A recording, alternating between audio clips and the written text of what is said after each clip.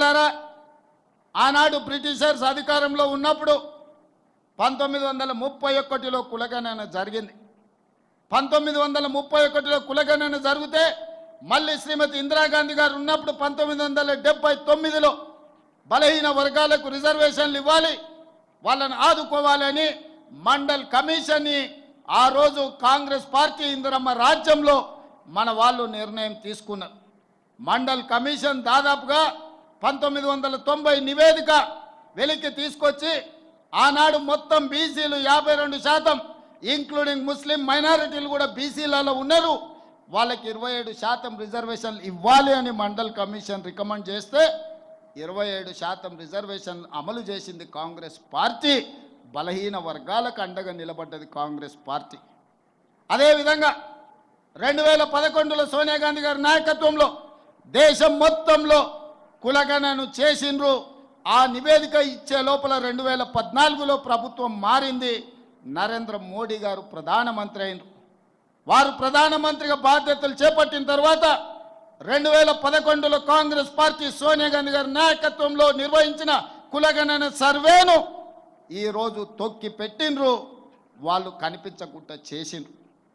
అలాంటిది రాహుల్ గాంధీ గారు భారత్ జోడో యాత్ర సందర్భంగా బలహీన వర్గాల యొక్క కష్టాలను నష్టాలను చూసి కాంగ్రెస్ పార్టీ తెలంగాణ రాష్ట్రంలో అధికారంలోకి వచ్చిన ఎంబడే కులగణను చేస్తామని ప్రజలకు మాట ఇచ్చిండ్రు.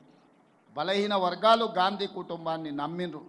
ఎందుకంటే తెలంగాణ ఇస్తామని చెప్పి ఎన్ని కష్ట నష్టాలు ఎదురైనా తెలంగాణ రాష్ట్రాన్ని ఇచ్చిన కుటుంబం, దేశానికి స్వతంత్రం తెచ్చిన కుటుంబం కాబట్టి రాహుల్ గాంధీ గారిని తెలంగాణ ప్రజలు నమ్మి ఆశీర్వదించిండ్రు. అందుకే ఈరోజు రాహుల్ గాంధీ గారి మాట ప్రకారం మొదటి సంవత్సరంలోనే తెలంగాణ రాష్ట్రంలో కులగణను పూర్తి చెయ్యాలి అని పక్కడ్బందీగా పక్క రాష్ట్రాలలో అన్ని నిర్ణయాలను సమీక్షించి పక్కడ్బందీగా ఈరోజు తెలంగాణ రాష్ట్రంలో కులగణను చేసి దాదాపుగా 56.33% బలహీన వర్గాల లెక్క తేల్చినాం. ఇవాళ నేను లెక్క తేలిస్తే తప్పుల తడక అని కొంతమంది వితండవాదం చేస్తారు.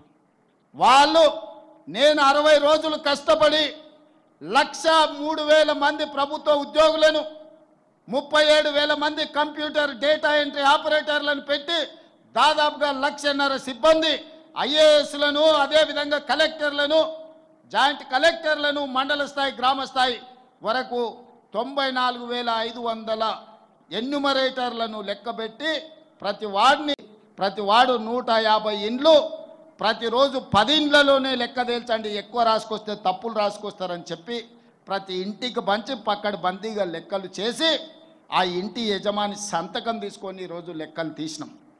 పక్కా లెక్క ఎప్పుడైతే తీసినామో ఇది ఇష్టం లేని వాళ్ళు ఈ లెక్క తప్పుల తడకంటారు. నేను ఈ వేదిక మీద నుంచి సూటిగా అడుగుతున్న బీజేపీ బీఆర్ఎస్ వాళ్ళను, లెక్క తప్పన్నుడు కాదు, ఎక్కడ తప్పు ఉందో మీరు చూపించండి అని నేను సవాలు విసిరిన శాసనసభలో. తోక ముడిసిండ్రు, ఉరికిపోతారాడ నిలబడతారు, ఈ లెక్క తప్పు అంటారు. చూపిత్రా నేను దగ్గరకు పోతే ఇంకా కొంచెం ఆ సూటి ఉరుకుతారు తప్ప ఆ లెక్క ఎక్కడ తప్పు ఉందో చెప్పడం లేదు. ఎందుకంటే ఇవాళ ఈ లెక్క పక్కాగా తేలి రేపు అసెంబ్లీలో తీర్మానం చేసి చదువులో, విద్య, ఉద్యోగంలో, రాజకీయాలలో 42% రిజర్వేషన్లు ఇవ్వాలని అసెంబ్లీలో నేను తీర్మానం చేస్తే అది నరేంద్ర మోడీ గారి మెడ మీద కత్తిలా వేలాడుతుంది. ఈ బలహీన వర్గాలకు 42% రిజర్వేషన్ వస్తే వీళ్ళు అధికారంలో వాటా అడుగుతారని చెప్పి ఇవాళ బీఆర్ఎస్ వాళ్ళు, బీజేపీ వాళ్ళు ఈ లెక్క తప్పని ఒక తొండి మాటన చేస్తున్నారు. నేను అడుగుతున్నా, ఆనాడు మండల్ కమిషన్ కాంగ్రెస్ పార్టీ వేయబట్టే కదా ఆనాడు లెక్క చేసి ఈరోజు 27% బలహీన వర్గాలకు రిజర్వేషన్లు అందుతున్నది. విద్యా ఉద్యోగాలలో మిత్రుడు అనిల్ చెప్పినట్టు ఆ రిజర్వేషన్లే కదా ఇవాళ నరహరినైనా శ్రీధర్నైనా చాలామంది మా పద్మశాలి సోదరులు ఐఏఎస్లు అయ్యిండ్రు అని అంటే, ఉన్నతాధికారులు అయ్యిండ్రంటే ఆ రిజర్వేషనే కదా. ఆనాడు ఆ లెక్క తప్పని ఇట్లనే ఎవడైనా తొండి వాదన్నో మొండి వాదన్నో చేసి ఉంటే ఆ లెక్కలను పరిగణలోకి తీసుకోకపోతే బలహీన వర్గాలకు 27% రిజర్వేషన్ వస్తుండేనా? ఈనాడు నేను చేసిన లెక్కను తప్పు పడితే ఈ లెక్కను పక్కన పెడితే మీకు ఏ రకంగా 42% రిజర్వేషన్ వస్తుందో మా సోదరులను ఆలోచన చేయండి అని నేను అంటున్నా. దీని వెనకాల ఉన్న కుట్రను మీరు గమనించండి.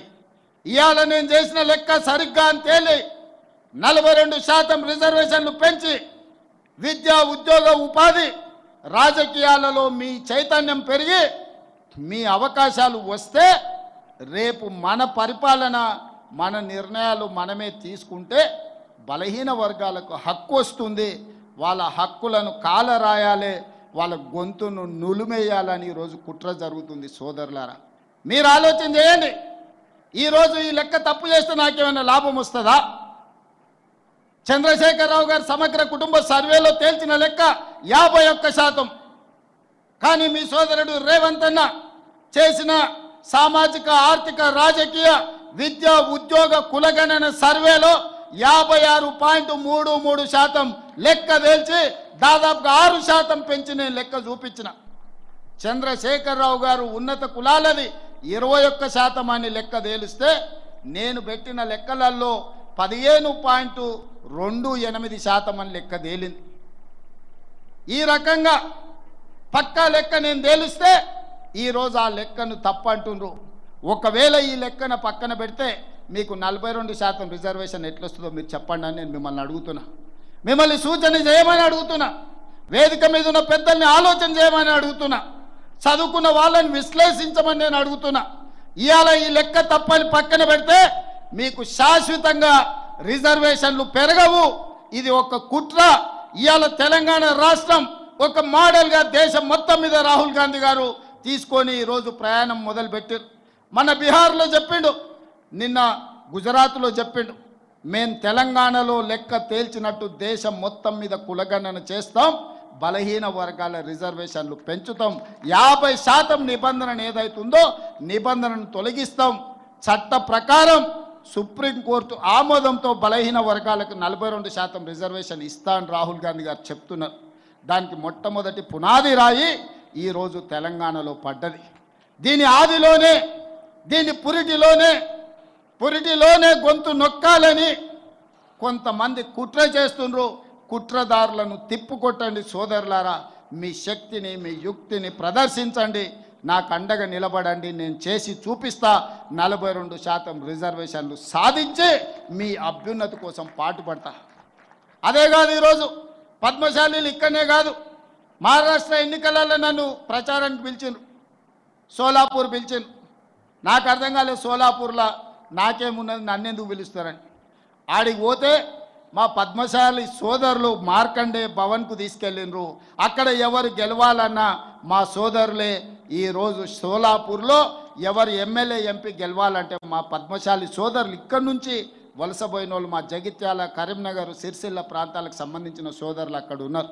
అక్కడ వాళ్ళు నన్ను ఒక మాట అడిగినారు, సార్ మేము 100 ఏళ్ళ పైన ఇక్కడికి వచ్చి మా రాకపోకలు మా సుట్టరికాలు ఉన్నాయి, మేము పిల్లల్ని ఇచ్చుకున్నా చేసుకున్నా, మాకు ఫంక్షన్లకు ఒక కమ్యూనిటీ హాల్ లేదు, మీరు సాయం చేయండి అని అడిగినారు.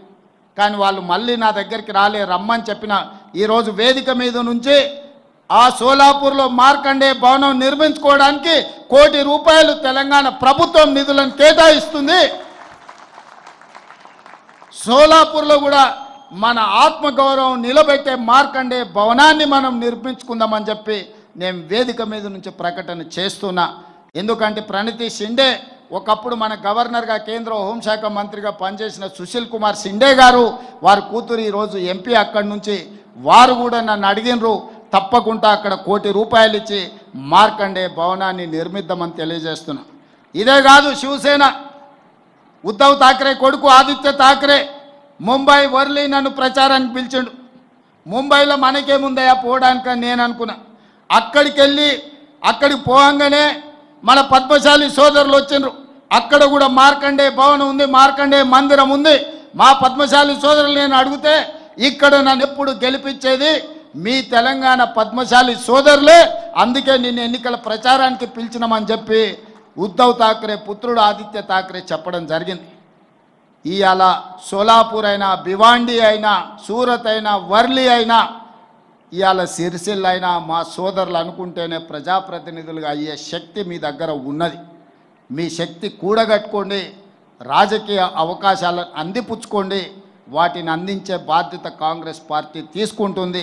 ఆర్థికంగా, రాజకీయంగా, ఉద్యోగపరంగా, విద్యాపరంగా ఈ ప్రభుత్వం మీకు అండగా నిలబడుతుంది. సోదరులారా, మీరందరూ యునైట్ కాండి, మీరందరూ ఏకమై ఆలోచన చెయ్యండి.